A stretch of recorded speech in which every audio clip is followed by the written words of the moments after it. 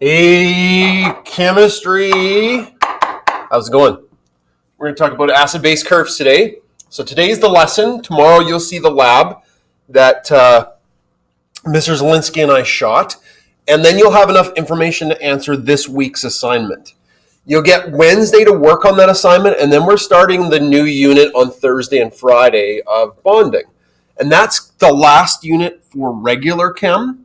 For IBs, you guys have a small 5-day unit at the end of the bonding unit, and then we're done. So you're probably watching this June. I need everybody to suck it up for the last month.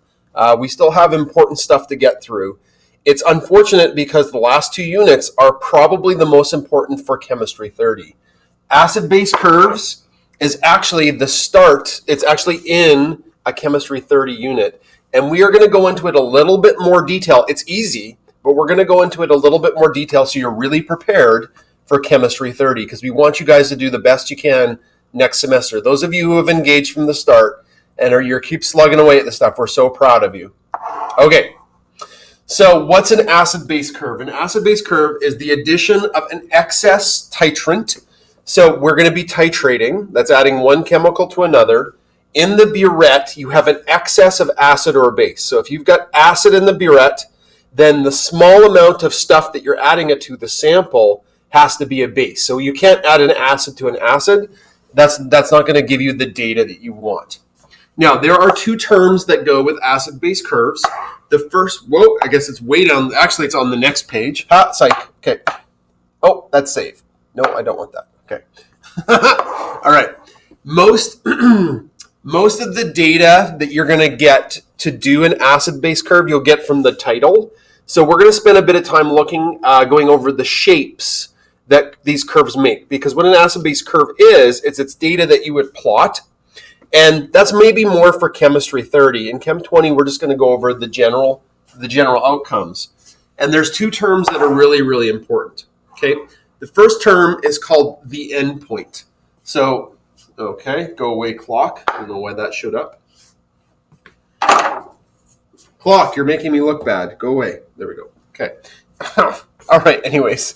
So endpoint is the point at which there's a color change when you've put an indicator in. And that can also be other major changes in a chemical reaction.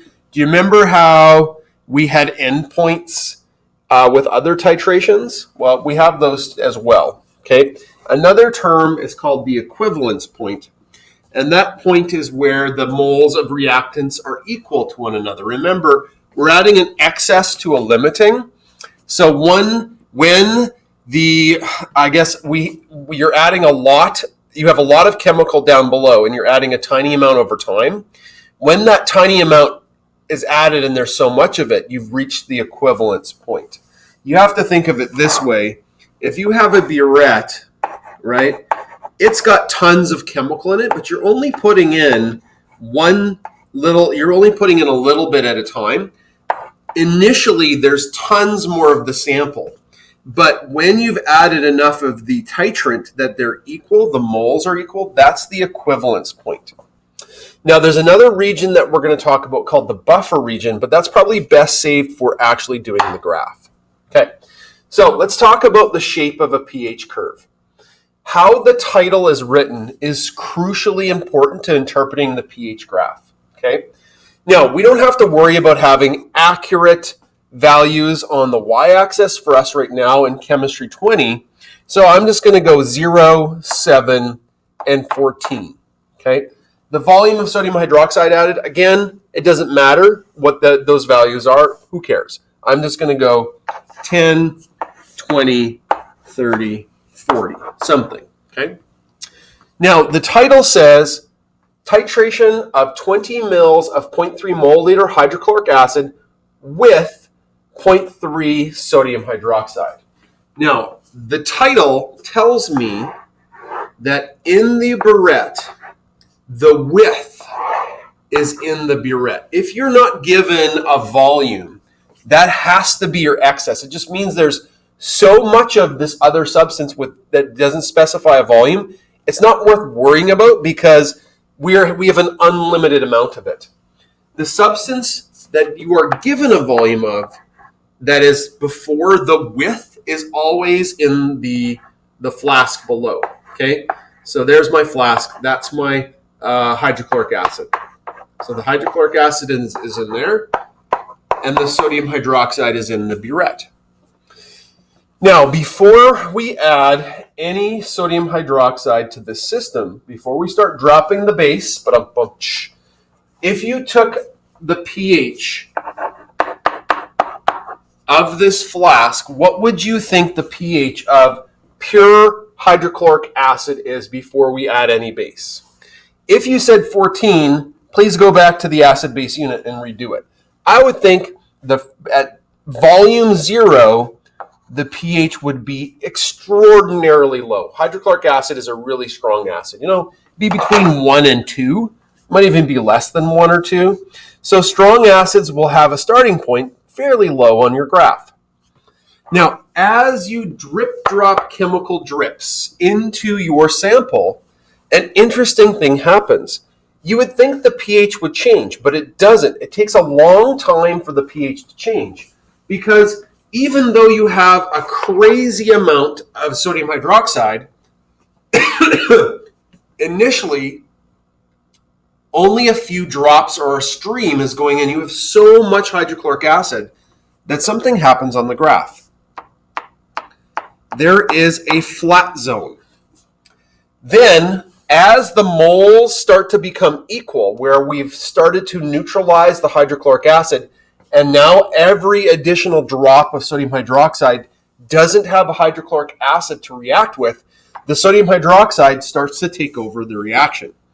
And there is a rapid change. Once all of the hydrochloric acid is gone, then only sodium hydroxide is left. And sodium hydroxide is a very strong base, so it would have an end way up high. So the graph looks something like this. Now we can label a few things on the graph. Okay, the start is called the buffer zone. It's a resistance to pH change. It resists pH change.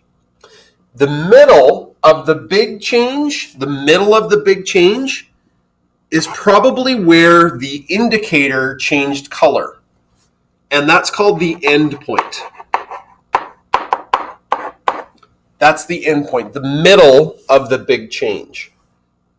Now, what indicator could we use? Well, if the middle of the big change is around, I guess the way that I've written this, it looks like it's pretty close to 7, right?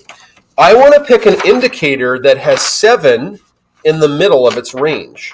So I'm going to look at my indicator table and then take a look at which ones has 7 in the middle of the range. And a good one to pick is bromothymol blue. So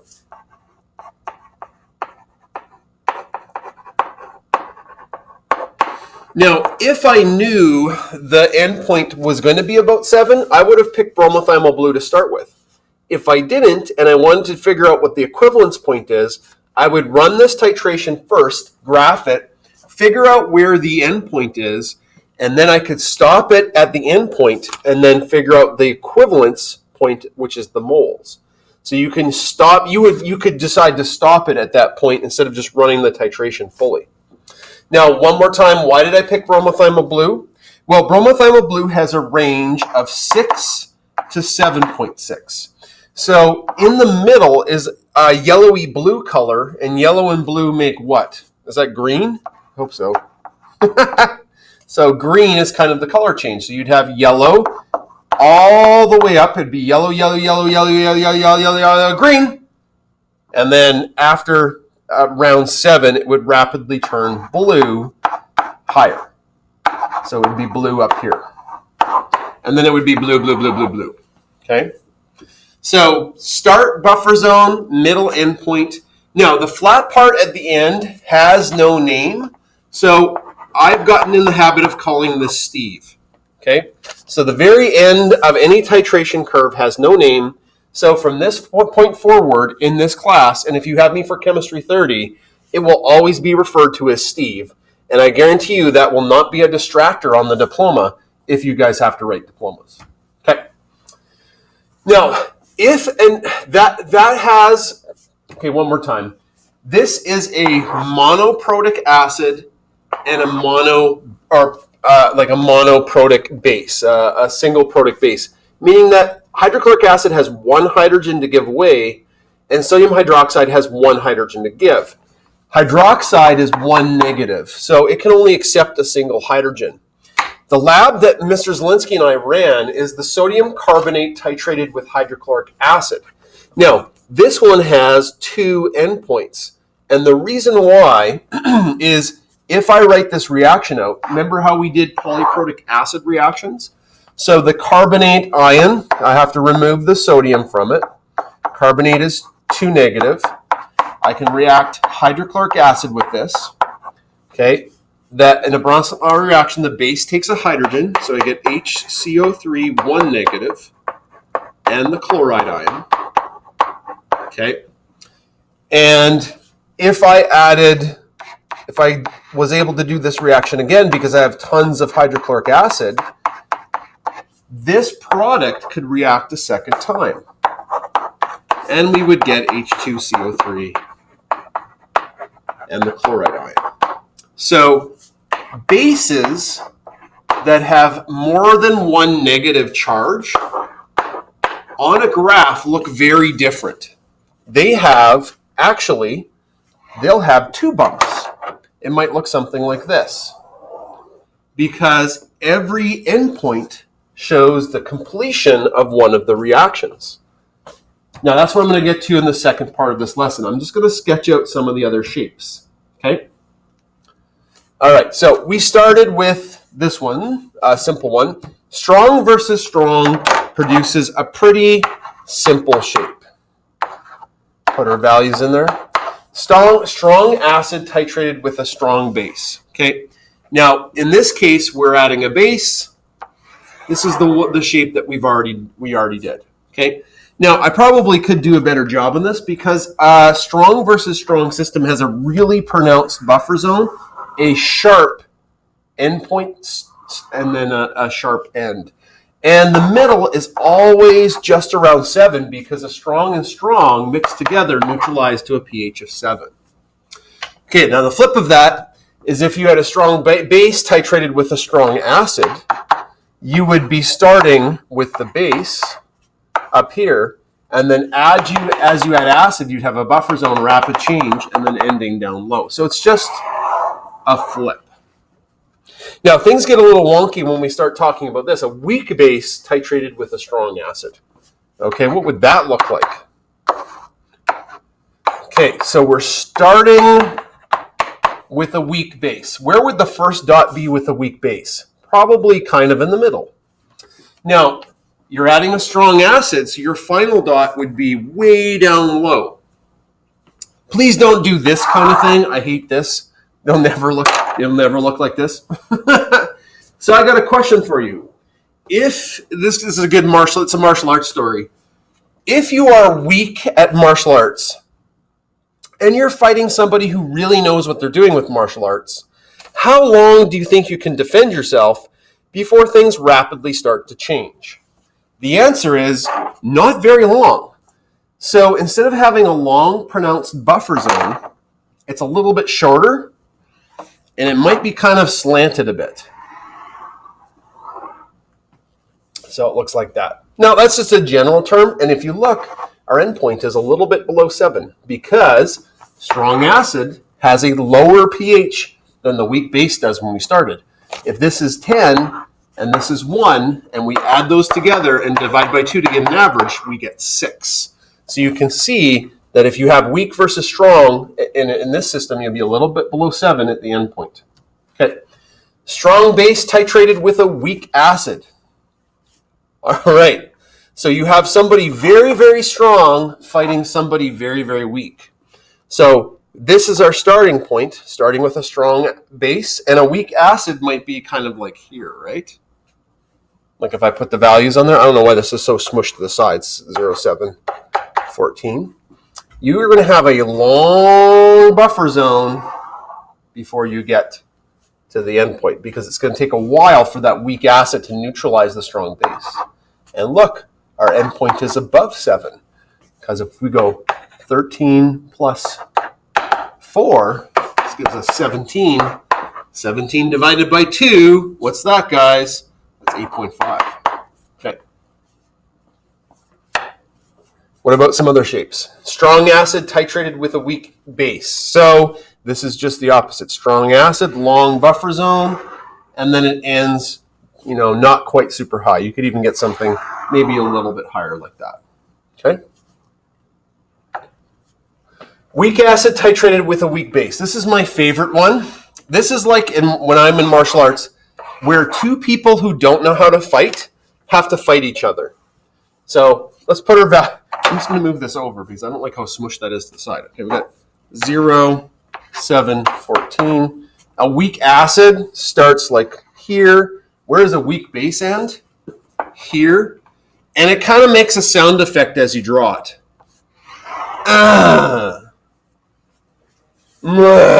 There's not really a good buffer zone. You have a questionable endpoint. And the Steve is just like not even present.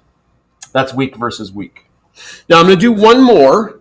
That's a polyprotic acid titrated with a strong base. Polyprotic acid titrated with a strong base. So polyprotic acids are weak acids. There's no strong polyprotic acid except for sulfuric acid, but we'll get into that in chemistry 30. So let's say it starts right there. Strong base is going to end right now. A polyprotic acid means it has 2 hydrogens to exchange, which means we're going to have 2 bumps. You'll have 1 buffer zone, 2 buffer zone. You'll have 1 endpoint, 2 endpoints. Now, some of you may have seen or may have questioned why some indicators have 2 separate color changes, like Cressel red and Thymol blue. Maybe they're useful for stuff like this. Now, the last thing I'm going to leave you with is when I was learning about this stuff in school, I couldn't help but turn all of the pH curves into very bad drawn dinosaurs. Roar! You can see that every pH curve produces a slightly different dinosaur. This weak one has kind of like a weird looking head. It's more like a snake. Look at this one. This one's got like the biggest face ever. Call this one pH Chomposaurus or something like that. And then when you get to weak versus weak, you get like, it's so bad, you get like the inbred dinosaur. It had, there wasn't a lot of pickings.